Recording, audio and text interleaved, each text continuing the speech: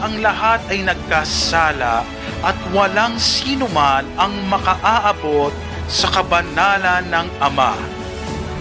Minarapat niyang ipagkaloob si Jesus, ang banal niyang anak, nang sa pamamagitan ng kanyang kamatayan ay magkaroon ng bagong buhay ang lahat ng tumatawag sa Kanya, upang sila ay mapatawad at mabigyan ng karapatan na mapabilang sa pamilya ng Diyos Ama.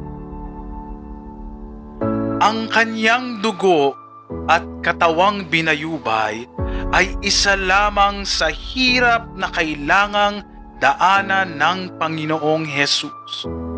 Ang pagbubuhat ng krus ay simbolo ng pagbuhat niya sa kasalanan ng